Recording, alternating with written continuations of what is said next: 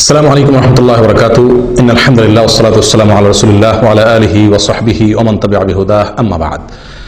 সুপ্রিয় দর্শক ভাই ও বোনেরা, নবী সাল্লাল্লাহু আলাইহি ওয়াসাল্লামের প্রতি দুরূদ প্রেরণ করা এটা ঈমানদারদের জন্য অত্যন্ত লাভজনক একটি আমল, এমন একটি লাভজনক আমল যার 40টি উপকারিতার কথা বর্ণনা করেছেন আল্লামা ইবনুল কাইয়্যিম রাহিমাহুল্লাহ। তার কিতাবে তিনি নবী সাল্লাল্লাহু আলাইহি ওয়াসাল্লামের প্রতি দুরূদ পাঠের 40টি উপকারিতা, একটি দুটি বা চারটি ছয়টি নয়, 40টি উপকারিতার কথা তিনি বর্ণনা করেছেন। তার সবগুলো আমরা উল্লেখ করতে যাব না, মাত্র 5-6টি গুরুত্বপূর্ণ উপকারিতার কথা আমরা আজ আপনাদের সঙ্গে শেয়ার করতে চাই। প্রিয় বন্ধু, নবী সাল্লাল্লাহু আলাইহি ওয়াসাল্লামের প্রতি দুরূদ প্রেরণ করা, তার জন্য দুরূদ পাঠ করার মানে হলো তার জন্য দোয়া করা, শান্তির জন্য, রহমতের জন্য আল্লাহ সুবহানাহু ওয়া তাআলার কাছে আরজি পেশ করা। এটাই হলো দুরূদের সারমর্ম।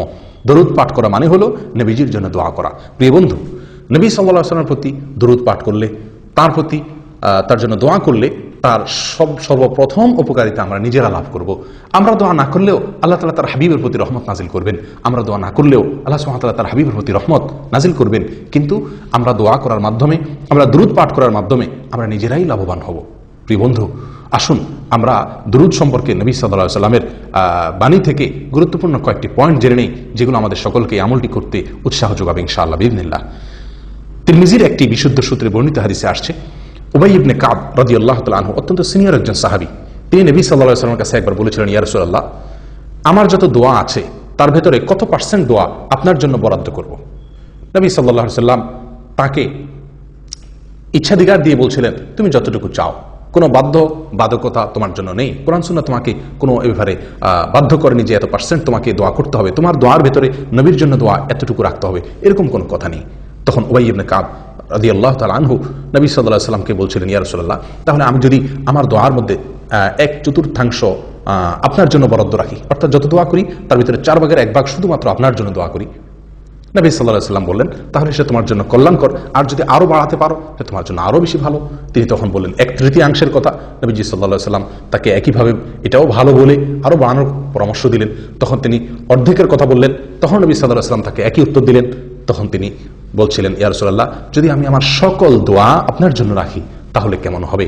নবী সাল্লাল্লাহু আলাইহি ওয়াসাল্লাম তাকে বললেন, ইদান তুকফা হাম্মুক ওয়া তুগফার যাম্মুক, যদি তুমি তোমার সকল দোয়া আমার জন্য বরাদ্দ করতে পারো তাহলে তোমার সকল পেরেশানি দূর হয়ে যাবে এবং তোমার সমস্ত অপরাধ, সমস্ত গুনাহ আল্লাহ সুবহানাহু ওয়া তাআলা মাফ করে দিবেন, মাফ করে দেওয়া হবে। প্রিয় বন্ধু, উবাই ইবনে কাব রাদিয়াল্লাহু তাআলা আনহুর এই হাদিস থেকে নবী সাল্লাল্লাহু আলাইহি ওয়াসাল্লামের প্রতি দুরূদ, তার জন্য দোয়া, সালাত এবং সালাম কত বেশি হওয়া উচিত আমাদের, তার একটা ধারণা আমরা এখান থেকে পেতে পারি। অবশ্যই হাদিস থেকে কারো প্রশ্ন উঠতে পারে যে তাহলে কি একজন মানুষ তার নিজের জন্য কোনো দোয়াই করবে না? উত্তর হলো জি না। কোরআন এবং সুন্নাহ নিজের জন্য দোয়া করার বহু নির্দেশ এসেছে। অতএব নিজের জন্য দোয়া করতে এখানে নিষেধ করা হয়নি। নবী সাল্লাল্লাহু আলাইহি ওয়াসাল্লামের জন্য সকল দোয়া তার জন্য বরাদ্দ রাখার দ্বারা উদ্দেশ্য কি, তাহলে তার ব্যাপারে মুহাদ্দিসিনে কেরামের কয়েকটি ব্যাখ্যা এখানে পাওয়া যায়। তার ভিতরে একটি ব্যাখ্যা হলো যে এখানে নবী সাল্লাল্লাহু আলাইহি ওয়াসাল্লাম বিষয়টির গুরুত্ব বোঝানোর জন্য এভাবে তাকে বলেছেন। আর অনেকের ব্যাখ্যা হলো যে এর উদ্দেশ্য হলো তোমার যত দোয়া আছে তার সকল দোয়াতে নবী সাল্লাল্লাহু আলাইহি ওয়াসাল্লামের জন্য দোয়া যেন শামিল থাকে, এটা হলো এর উদ্দেশ্য। যাই হোক প্রিয় বন্ধু, তাহলে বোঝা গেল সালাত এবং সালাম এটি আমাদের অনেক অনেক বেশি পরিমাণে থাকা উচিত এবং তার দুটি উপকারিতা এই হাদিস থেকে আমরা পেয়ে গেলাম। 1, আমাদের চিন্তা পেরেশানি দূর হবে। 2, আল্লাহ সুবহানাহু ওয়া তাআলা আমাদেরকে ক্ষমা করবেন।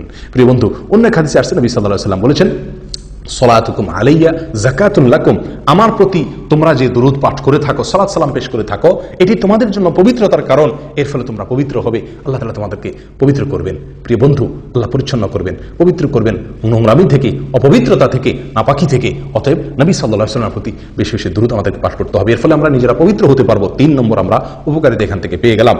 নাম্বার 4, আল্লাহ সুবহানাহু ওয়া তাআলা নবী সাল্লাল্লাহু আলাইহি ওয়াসাল্লামের প্রতি দুরূদের মাধ্যমে আমাদেরকে যে নিয়ামতটি দিয়ে ধন্য করবেন সেটি হলো আমরা নবীজির দোয়া দ্বারাই ধন্য হতে পারবো, আমরা স্বয়ং রাসূলুল্লাহ সাল্লাল্লাহু আলাইহি ওয়াসাল্লামের দোয়া আমরা অর্জন করতে পারবো। প্রিয় বন্ধু, আজ দুনিয়াতে কোনো বড় আলেম, কোনো বড় নেককার, কোনো বড় বুজুর্গ, কোনো ভালো মানুষ, বিশ্ববিখ্যাত কোনো আলেম, কোনো শেখ, কোনো বড় স্কলার, মক্কার হারামের ইমাম, মদিনার হারামের ইমাম যদি আমার জন্য 2 হাত তুলে দোয়া করেন, আমার জন্য অনেক দোয়া করেন কল্যাণের, তাহলে আমরা কতই না খুশি হব এবং তাদের দোয়া লাভের জন্য আমরা কতই না চেষ্টা করি।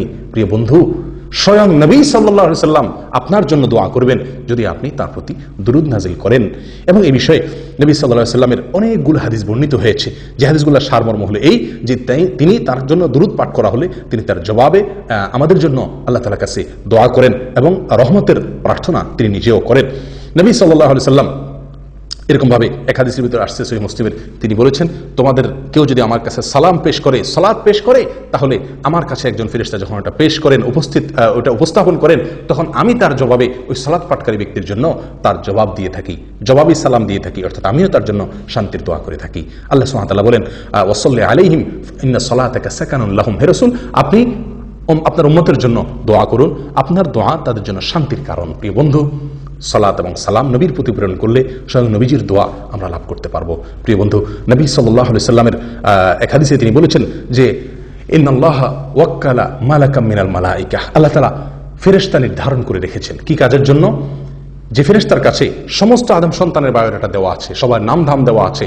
যখনই কেউ দুরূদ পাঠ করে, ওই ফেরেশতা নবী সাল্লাল্লাহু আলাইহি সাল্লামের কাছে সেই দুরূদকে পেশ করেন এবং বলেন, ইয়া রাসূলুল্লাহ, আপনার উম্মতের অমুক সদস্য, অমুকের সন্তান অমুক, সে আপনার প্রতি দুরূদ পাঠ করেছে, দুরূদ প্রেরণ করেছে। তখন নবী সাল্লাল্লাহু আলাইহি সাল্লাম তার জবাব দিয়ে থাকেন, তিনিও তার জন্য রহমতের দোয়া করে থাকেন।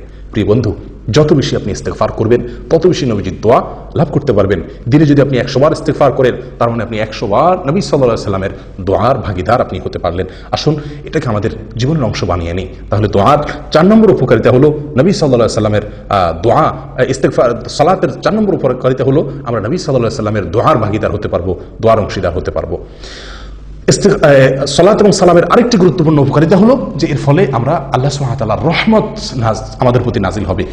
নবী সাল্লাল্লাহু আলাইহি সাল্লাম বিখ্যাত একটি হাদিস আমরা অনেকেই জেনে থাকার কথা, তিনি বলেছেন, মান সাল্লা আলাইয়া মাররাতান সাল্লাল্লাহু আলাইহি আশারা, যে ব্যক্তি আমার প্রতি একবার দুরূদ পাঠ করবে, আমার জন্য একবার সালাত সালাম পেশ করবে, আল্লাহ তাআলা তার জন্য 10 বার রহমত নাজিল করবেন।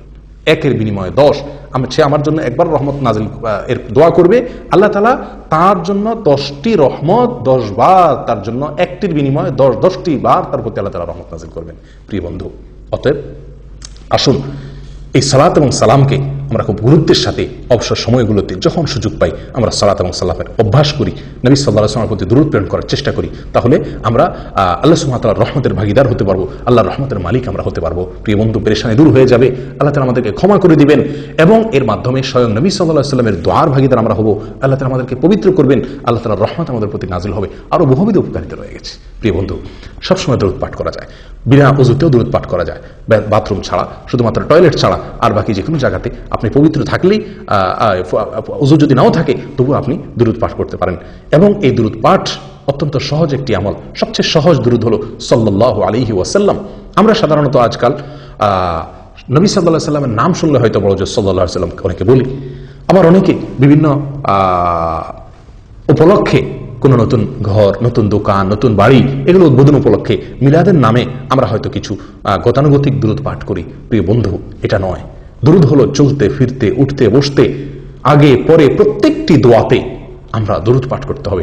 আল্লাহ সুবহানাহু ওয়া তাআলা সালাতের মতো ইসলামের সবচেয়ে ঈমানের উপরে গুরুত্বপূর্ণ বিষয়, সেখানে একটা অংশ রেখে দিয়েছেন সালাতকে, অর্থাৎ নবী সাল্লাল্লাহু আলাইহি ওয়াসাল্লামের প্রতি দুরূদকে। তাহলে বোঝা গেল যে দুরূদ আমাদের প্রত্যেকটি দোয়াতে নবীর জন্য দুরূদ থাকা উচিত এবং উঠতে বসতে চলতে ফিরতে অবসর সময়গুলোতে নবীর জন্য দোয়া আমাদের মুখে জারি থাকা উচিত। তার লাভ আমরা নিজেরাই ভোগ করব। তিনি যে আমাদেরকে দুরূদ পাঠের নির্দেশ করেছেন এবং অধিক হারে দুরূদ প্রেরণ করতে বলেছেন তার প্রতি, যেটা আমাদের নিজেদের স্বার্থে, আমাদের নিজেদের সুবিধার্থে। প্রিয় বন্ধু, দুরূদের জন্য সবচেয়ে গুরুত্বপূর্ণ সময়, সবচেয়ে মূল্যবান সময়, দুরূদের সিজন বলা যেতে পারে শুক্রবার এই দিনটি এবং শুক্রবারের রাতটি, অর্থাৎ বৃহস্পতিবার সন্ধ্যা থেকে নিয়ে শুক্রবার রাত শুরু হয়ে যায়। বৃহস্পতিবার সন্ধ্যায় সূর্য যাওয়ার সঙ্গে সঙ্গে শুক্রবারের হিসাব শুরু হয়ে যায়।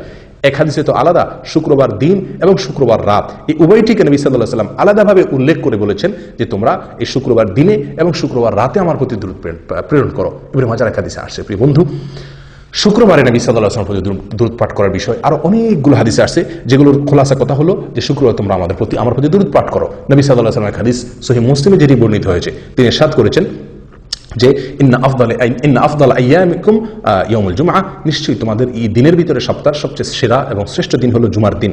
অতএব কি করো, ফাআকসিরু আলাইয়া মিনাস সালাতি ফি, অতএব এই দিনে তোমরা আমার প্রতি বেশি বেশি দুরূদ পাঠ করো। জুমার দিনে যত বেশি সম্ভব দুরূদ পাঠ করতে হবে। জুমার দিনে যত নফল আমল আছে প্রিয় বন্ধু, জুমার সালাতের পরে জুমার দিনের সবচেয়ে গুরুত্বপূর্ণ নফল আমল হলো নবী সাল্লাল্লাহু আলাইহি ওয়াসাল্লামের প্রতি সালাত এবং সালাম পেশ করা, এরপর সূরা কাহফ ইত্যাদি। প্রিয় বন্ধু, আসুন দুরূদকে আমাদের জীবনের অংশ বানিয়ে নিই। আল্লাহর রহমতের ভাগিদার হব, গুনাহ মাফ হবে, পেরেশানি দূর হবে। আল্লাহ সুবহানাহু ওয়া তাআলা এই দুরূদের মাধ্যমে আমাদেরকে পবিত্র করবেন এবং স্বয়ং নবী সাল্লাল্লাহু আলাইহি ওয়াসাল্লামের দোয়ার ভাগিদার আমরা হতে পারব। আল্লাহ তাআলা আমাদের সকলকে দুরূদের আমলটিকে সবসময় নিয়মিত করার তৌফিক দান করেন। দুরূদ, সবচেয়ে শ্রেষ্ঠ দুরূদ হলো দুরূদ ইব্রাহিম, যেটি আমরা সালাতের মধ্যে পড়ে থাকি। এছাড়া যে কোনো দুরূদ আমরা পাঠ পড়তে পারি, এমনকি আমাদের নিজেদের কোনো বানানো দুরূদ আমরা পড়তে পারি।